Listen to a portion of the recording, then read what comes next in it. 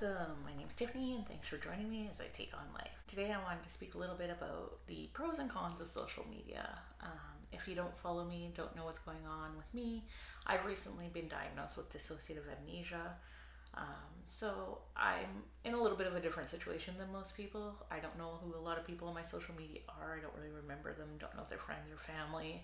Not really sure how sometimes when people comment if it's how it's supposed to be taken.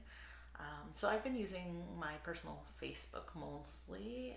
I've been using that for keeping track and seeing pictures of people and their families, places where they live, what they're doing, trying to kind of connect the dots together to figure out who people are on my Facebook. I still don't know who a lot of the people are and how to take their sense of humor or their comments. So I've decided for myself personally that I'm going to take a break from my personal social media, specifically Facebook. I just want to see how it changes my life, if it improves my mood or not. Because I know with dealing with this amnesia and these mental health issues that social media can be quite damaging to your mental health. Like, I don't think people realize just how damaging it can be sometimes. A lot of people are like, oh no, it doesn't affect me. I just scroll through. It doesn't bother me. I don't care. People just have their opinions. But it can actually affect you a lot more than you think. I mean, if you're scrolling through your social media, next time you're scrolling through and one of your friends, buys a new car or a new house or something, just be aware of what your thought process is as soon as that picture comes up, because that picture doesn't just come up and scroll by and you have no thoughts about it. You may be like, oh yeah, I'm happy for them, but is your first thought when you see that picture of, oh my gosh, that's a nice car, how did they afford that? Or, oh my gosh, that's the kind of car I wanted to have, but it's going to take me a while to get there. There's always some kind of thought process behind scrolling through social media, whether it's Facebook, whether it's Instagram. There's always that thought process of, oh, they look gorgeous, how do they afford all these designer clothes and handbags? I mean, there's so many different pros and cons. For me right now, the biggest pro to having social media is to be able to keep up with people and try to help jog my memory on who these people are, what their lives are like. Trying to see, I see different pictures of places that I've been and I'm like, oh, I recognize that, or I've been there before. How do I know that place? And in some ways, it's really good for me because with my specific type of amnesia, those things help to jog the memory. But at the same time, in my situation, people make comments constantly on things I post, and I'm not really sure whether it should be taken the right way that they're saying it or not. And I'm not really sure how to react to people because I'm not sure, like, is this a family member? Is this a friend? How well do I know them? Should I just block them or not? So that's why I'm taking a step back. And I just wanted to do this and talk about this video because I don't think it's talked about as often as it should be on what the detrimental effects of social media is. Yes, there's great benefits, like I just explained, keeping up with friends and family that live far away, or being able to get news almost immediately.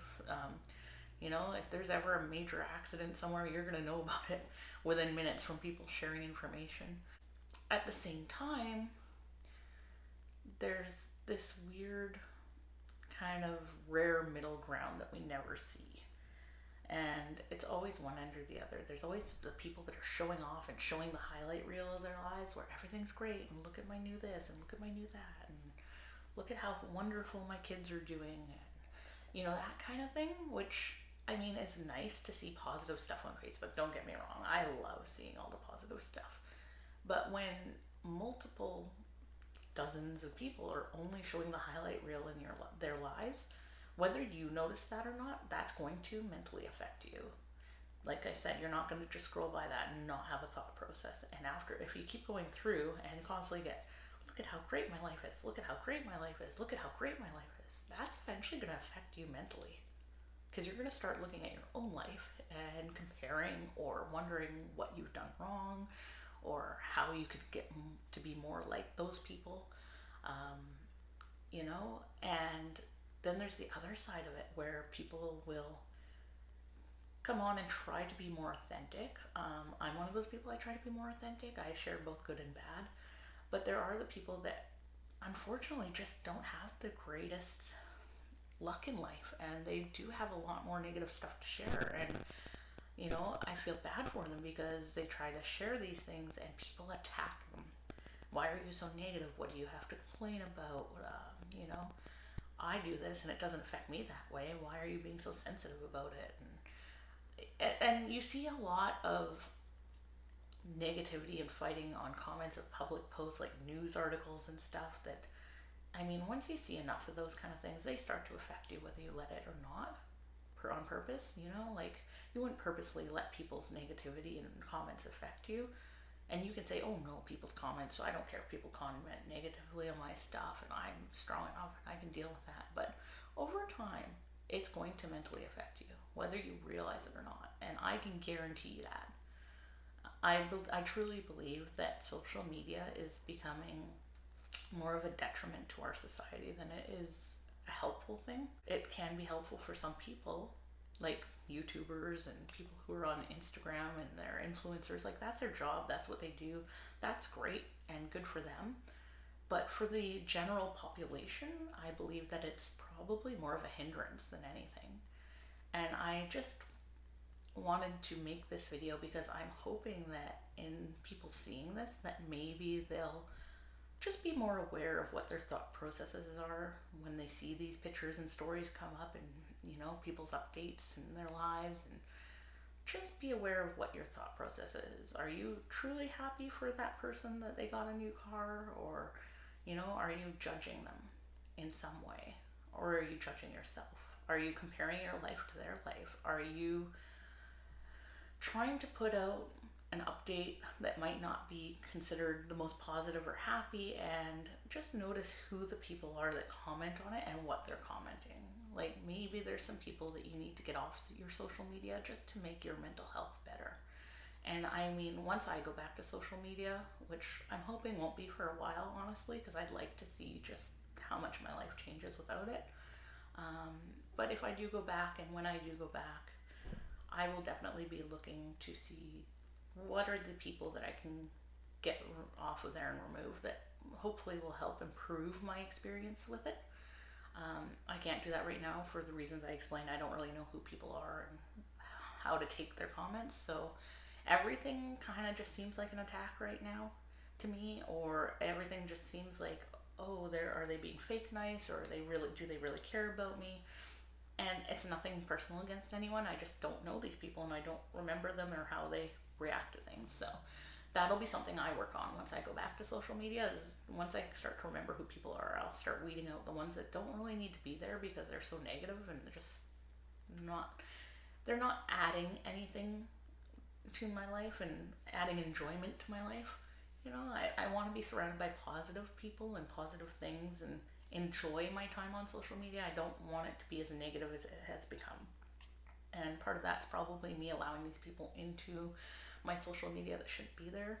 But a lot of it is just the social media that they throw at you, suggested things for you to look at, and look at this news article and look at this comment, and you can, I'm sure there's quite a few of us that probably know mutual friends, and you can see them arguing back and forth, and you don't really want to be involved, but you feel like you're stuck in the middle. Those are the kind of things I'm talking about. Those are the negative things that eventually will weigh on you if they happen often enough.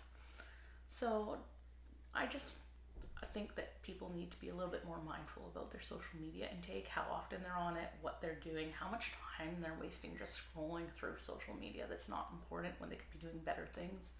I'm excited. I'm actually legitimately excited to have my personal Facebook and social media deleted to see what kind of experience it's going to give me, how much it's going to change, how much more productive I'll be, just to see how much, or if my mood changes at all. Like I said, I've noticed just by watching what's happening and how my thought processes are, and just seeing how people respond to posts and stuff of mine, like it seems to be getting a little bit more negative than I'd like it to be. So I'm just taking that step back to see whether it changes my mood and the quality of my life. I may go back to it and find that it's just as negative when I go back, and there's nothing I can much do to control that other than deleting everybody pretty much off Facebook and unfollowing people. But if that's what I need to do, or if I need to keep my social media off, then I'll do it, because I believe there's enough negativity and stress in this world, and enough of us are dealing with enough of our own issues on a daily basis that we don't need to be bombarded with posts that are just going to induce jealousy or envy or any kind of negativity at all. I think that what's going on in the world right now, things are hard. Things are pretty hard, pretty bleak, pretty negative a lot of the time in general. And I don't believe that constantly making yourself available to access more negativity is, whether you're trying to do it or not, it's going to be there. Like, you can go and be like, I'm going to be positive and I'm just going to scroll through my Instagram for a few minutes, or I'm just going to scroll through my Facebook for a few minutes, and then I'll put the phone down. But how much visual stimulation and negativity and interactions do you have in your notifications during that time that could affect your mood?